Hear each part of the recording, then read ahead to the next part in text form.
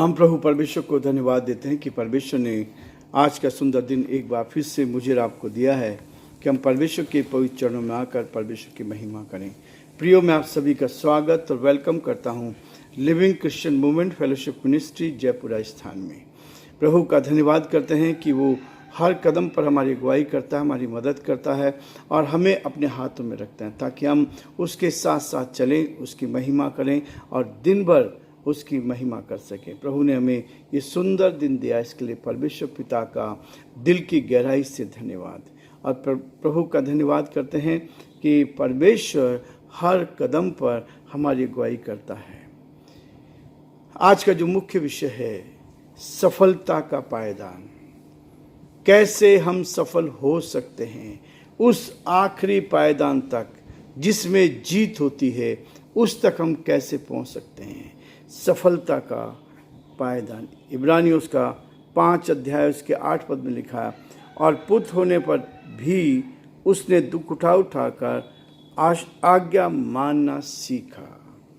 पुत्र होने पर भी उसने दुख उठाकर आज्ञा मानना सीखा। जीवन में हानि हमें विनम्र बना देती है, नम्र बना देती है। जब नुकसान होता है तो वो हमें दीनता की ओर ले जाता है, आज्ञाकारी बनाता है, विनम्र बनाता है, आज्ञाकारी बनाता है। सफलताएं हमें घमंड से भर देती है, सफलताएं घमंड से भरती है, लेकिन जो पायदान है, जो सफलताएं हैं, वो जब हमारे जीवन में तकलीफ आती, परेशानी आती है, तो सफलता का पायदान है। उसने क्या किया? यीशु मसीह ने पुत्र होने पर भी उसने दुख उठाकर आज्ञा माननी सीखी। परमेश्वर की आज्ञा को मानना सीखना मेरे और आपके लिए बहुत ही महत्वपूर्ण है। प्रियो, परमेश्वर इसी बात को कहता है। हमने देखा था पिछली बार भी, अब्राहम लिंकन का जीवन ईश्वर पर अटूट आस्था रखने वाला था। 1809 से लेकर 1865 तक उन्होंने इस संसार में रही और अपने इस थोड़ी सी आयु में बहुत बार असफलताएं आई, और उन असफलताओं में वो मजबूत होता गया और अंत में वो अमेरिका के राष्ट्रपति बने। उसके पीछे रहस्य था कि जब उन्होंने परमेश्वर के वचन को एक भाई ने दिया, बहुत ही गरीबी से में जीवन व्यतीत किया, गरीबी में रहे, लेकिन वहाँ से प्रभु ने जो मेहनत उन्होंने की, जो परिश्रम उन्होंने किया था, उसमें परमेश्वर ने सहायता की। लेकिन उसकी शिक्षा तो इतनी नहीं हो पाई थी, लेकिन परमेश्वर का धन्यवाद हो कि शिक्षा प्राप्त की और परमेश्वर ने वहाँ से उसको उठाकर परमेश्वर की महिमा की। सब जगह वह सफल हुआ, ज़्यादातर स्थानों पर असफल हुआ। 1831 में वह व्यवसाय में भी असफल हुए और 1832 में विधायक के रूप में हारे। और हर कदम पर हम देखते हैं अगले वर्ष व्यवसाय में फिर असफलता प्राप्त हुई, और वो चीज़ थी उनकी प्रेमिका भी 1835 में उनकी मृत्यु हो गई थी। 1838 में अध्यक्ष पद के लिए वे हार गए। उन्होंने हार स्वीकार करना किया, और इस बात के लिए जब उनका विवाह हुआ, उनकी पत्नी उनके लिए बोझ बन गई थी। शादी के बाद पत्नी उनके लिए बोझ बन गई। उनके 4 पुत्रों में से भी मात्र एक ही 18 वर्ष की आयु पार कर सका था। समस्याओं का पहाड़, परेशानियों का पहाड़, हर चीज़ का पहाड़ हो गया। कांग्रेस सीनेट में और उपराष्ट्रपति की उम्मीदवारी में भी वे पराजित हुए, परंतु वह 1860 में अमेरिका के राष्ट्रपति चुने गए।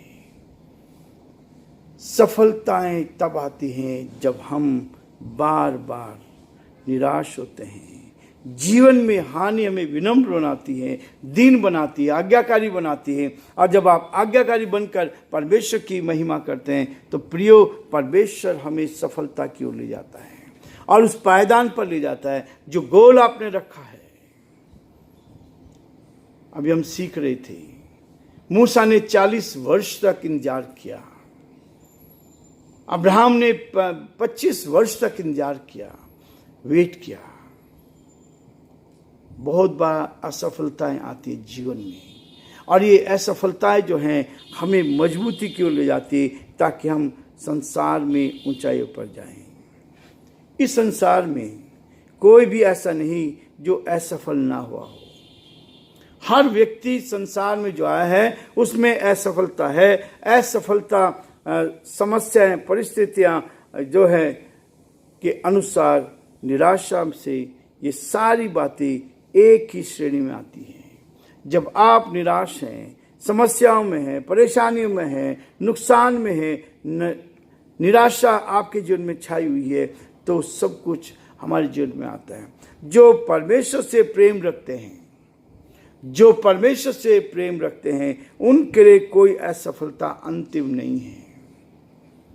जो प्रभु से प्यार करते हैं उनके लिए कोई असफलता अंतिम नहीं है। परमेश्वर के प्रावधानों में ये सारी बातें हमें आज्ञाकारी बनाने के लिए होती है। मेरे और आपके जीवन में आज्ञाकारी यदि आती है तो तब परमेश्वर मुझे और आपको सफलता की ओर ले जाता है। परमेश्वर में परेशानियों, तनावपूर्ण परिस्थितियों में क्यों गुजरने देता है? इन सारी परिस्थितियों में, टेंशन में हम आ जाते हैं। कई बार हमें सफलता नहीं मिल रही है, हम बहुत सारी चीज़ों को छोड़ देते हैं और सबसे पहले परमेश्वर को छोड़ देते हैं।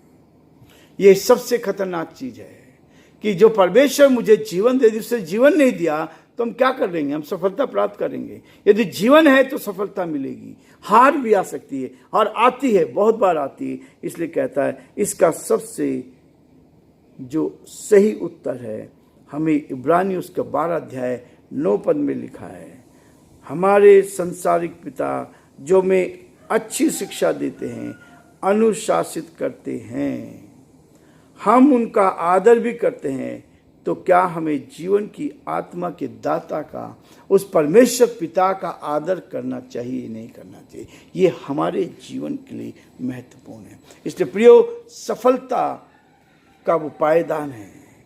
परेशानी जब आती है, समस्या आती है, मुसीबत आती है, तो वो हमें सफलता के पायदान पर ले जाता है। आज हम पहला तीमुथियुस के 5वें अध्याय का अध्ययन करेंगे ताकि परमेश्वर इसके द्वारा भी हमें आशीष दे। असफलताएं बार बार जीवन में आती हैं, लेकिन परमेश्वर हमें इनमें सफलता भी देता है। अंत बहुत अच्छा होता है।